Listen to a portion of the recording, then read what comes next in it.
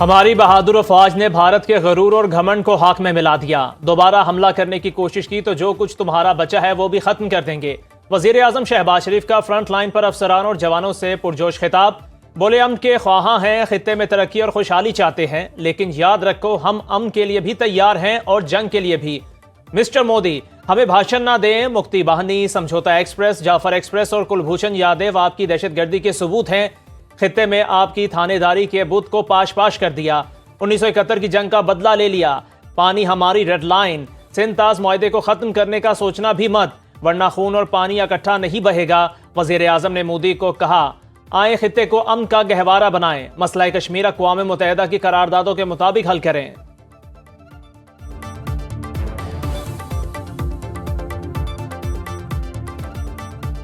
دشمن کے خلاف تاریخی فتح پر مسلح افواج کے بہادروں کو سلام۔ وزیر اعظم Shehbaz Sharif, army chief general Asim Munir اور air chief marshal Zaheer Ahmed Babar Sidhu نے پسرور، چھاؤنی، سیالکوٹ کا دورہ کیا۔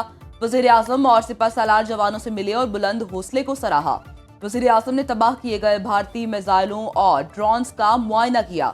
نائب وزیر اعظم اسحاق ڈار، وزیر دفاع خواجہ محمد آصف، کور کمانڈر گجرانوالہ سید امداد حسین شاہ بھی وزیر اعظم کے ہمراہ تھے۔ وزیر اعظم، آرمی چیف، ایئر چیف اور وفاقی وزراء نے ہم آواز ہو کر نعرہ لگایا۔ وزیر اعظم نے تینوں سروسز چیف کو قوم کی آنکھوں کا تارا قرار دیا۔ فرق صاف ظاہر ہے، وزیر اعظم شہباز شریف کا لہجہ بتا رہا ہے پاکستانی جیت کی کہانی، نریندر مودی کی ندامت بتا رہی ہے بھارتی ہار کا فسانہ۔ شدید بوکھلاہٹ کا شکار مودی بھارتی عوام کو بے وقوف بنانے کا ڈھونڈتا رہا بہانہ۔ ماہر نفسیات کے مطابق بھارتی وزیر اعظم تقریر کے دوران شکست خوردہ اور خوفزدہ شخص دکھائی دیے۔ باڈی لینگویج اور چہرے کے تاثرات سے بھارت کی ہار واضح نظر آئی۔ دوسری طرف پاکستانی وزیر اعظم کا جوش و جذبہ دیدنی تھا، ہر لفظ تھا فاتح قیادت کی نشانی۔ بھارتی اشتعال انگیزی میں زخمی مزید 2 بہادر سپوت وطن پر قربان ہو گئے۔ ISPR کے مطابق شہداء میں حولدار محمد نوید اور پاک فضائیہ کے سینئر ٹیکنیشین محمد ایاز شامل۔ پاک افواج کے شہداء کی تعداد 13 ہو گئی۔ صدر آصف زرداری کا CMH راولپنڈی کا دورہ۔ بھارتی حملوں میں زخمی ہوئے پاک فوج کے جوانوں اور شہریوں کی عیادت کی۔ صدر مملکت نے کہا، پوری قوم اپنے سپاہیوں اور شہریوں کی قربانیوں کو سلام پیش کرتی ہے۔ وزیر اعظم آفس نے 4 صوبائی حکومتوں اور آزاد کشمیر حکومت سے بھارتی اشتعال انگیزی سے ہونے والے نقصانات کی رپورٹ طلب کر لی، جس کی روشنی میں مالی معاوضہ ادا کرنے کا فیصلہ کیا جائے گا۔ سعودی ولی عہد شہزادہ محمد بن سلمان کا پاک بھارت سیز فائر کا خیر مقدم۔ خلیج تعاون کونسل سے خطاب میں کہا، پاکستان اور بھارت میں مسائل کے حل کے لیے مذاکرات ہی بہترین آپشن ہے۔ جنوبی ایشیا میں امن کے لیے امریکی صدر کی کوششیں قابل تعریف ہیں۔ ترکیہ کے صدر رجب طیب اردوان نے کہا، ترکیہ ہر اچھے اور برے وقت میں ہمیشہ پاکستان کے ساتھ رہے گا۔ شہباز شریف کا اقوام متحدہ کے سیکرٹری جنرل اینٹونیو گوتریس اور UAE کے صدر شیخ محمد بن زائد النہیان میں ٹیلی فونک رابطہ۔ وزیر اعظم نے کشیدگی کم کرانے میں دونوں رہنماؤں کا شکریہ ادا کیا۔ آذربائیجان کے سفیر خضر فرادوف بھی شہباز شریف سے ملے۔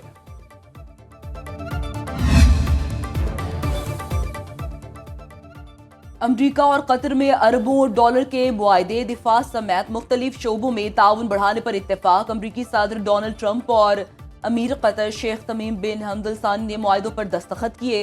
قطر امریکی جہاز ساز کمپنی بوئنگ سے $2 ارب مالیت کے 160 جمبو جیٹ خریدے گا۔ صدر ٹرمپ نے کہا، خطے کو دہشت گردوں سے پاک کرنا ہوگا۔ انہیں لگتا ہے یوکرین اور ایران کے معاملات بہتر طریقے سے حل ہو جائیں گے۔ امیر قطر بولے، پوری امید ہے صدر ٹرمپ مشرق وسطی میں امن قائم کریں گے۔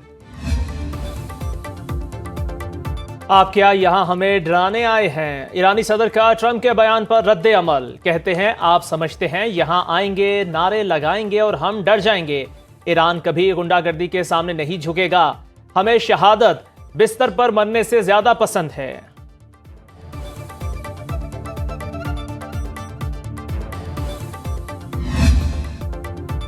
IMF اور پاکستانی حکام کے درمیان ورچوئل مذاکرات کا آغاز۔ آئندہ مالی سال کے بجٹ کا مکمل فریم ورک تیار کیا جائے گا۔ ذرائع کے مطابق مذاکرات کا دور 23 مئی تک جاری رہے گا۔ IMF کو ادارہ جاتی اصلاحات، توانائی، نجکاری، ٹیکس اصلاحات، رائٹ سائزنگ، تاجروں کی رجسٹریشن سمیت دیگر امور پر بریفنگ دی جائے گی۔ پاکستان کو آئی ایم ایف سے 1 ارب 2 کروڑ 30 لاکھ ڈالر موصول۔ اسٹیٹ بینک کے مطابق یہ رقم توسیع سہولت فنڈ قرض پروگرام کی دوسری قسط کے طور پر جاری کی ہے۔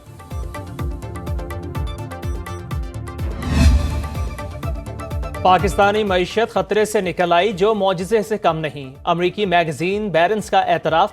میگزین نے رپورٹ میں لکھا، پاکستان کے میکرو اکنامک حالات 2 سال میں بہتر ہوئے۔ افراط زر کی شرح 40% ان کے انتہائی سطح سے گر کر صفر کے قریب آ گئی۔ پاکستان کامیابی کی کہانی بن گیا۔ اسٹاک مارکیٹ میں سرمایہ کاری 3 گنا ہو چکی۔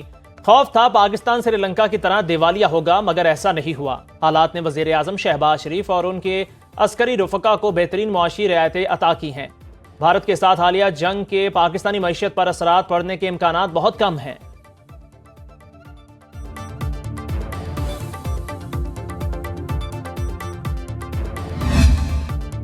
نواز شریف کا جملہ یاد رکھنا چاہیے، ہم 9 مئی والے نہیں 10 مئی اور 28 مئی والے ہیں۔ جس ایئر فورس کے جہازوں کو جلایا گیا اسی نے رافیل طیارے کو گرایا۔ وزیر اعلیٰ پنجاب مریم نواز نے فیصل آباد میں لیپ ٹاپ اسکیم کرنے کی تقریب سے خطاب میں کہا، آج پورا پاکستان سربلند ہے۔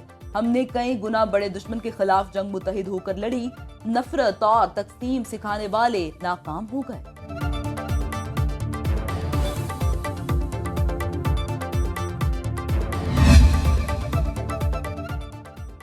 مودی سرکار کو پتہ چل گیا پاکستان نہ والا نہیں، بھارت نے جب جارحیت کی اسے منہ توڑ جواب دیا گیا۔ پاک فوج کی عظیم کامیابی پر کوئٹہ میں جشن فتح جلسے سے وزیر اعلیٰ بلوچستان سرفراز بگٹی کا خطاب، کہا بلوچستان پاکستان کا ہر اول دستہ ہے، اسے ایک لاحاصل جنگ کی طرف دھکیلا گیا۔ پنجابیوں کو قتل کرنے والا بلوچ نہیں ہو سکتا، وہ صرف اور صرف دہشت گرد ہے۔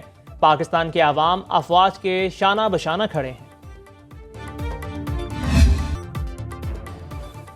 بھارت کے خلاف آپریشن بنیان مرصوص کی کامیابی پر اظہار تشکر۔ بیلجیم کے دارالحکومت برسلز میں پاکستانی کمیونٹی نے افواج پاکستان سے اظہار یکجہتی کے لیے مظاہرہ کیا۔ اسلام آباد کی نجی یونیورسٹی میں تقریب، ملکی دفاع کے لیے قربانیوں پر مسلح افواج کو زبردست خراج تحسین پیش کیا گیا۔ جڑاوالا میں مسیحی کمیونٹی نے پاک افواج کے حق میں ریلی نکالی۔ احمد پور سیال میں بھارت کا غرور خاک میں ملانے والے پاک فضائیہ کے طیارے J-10C کا ہیومن ماڈل بنا کر شاہینوں کو خراج تحسین پیش کیا گیا۔ شہریوں کا پاک فوج سے اظہار محبت۔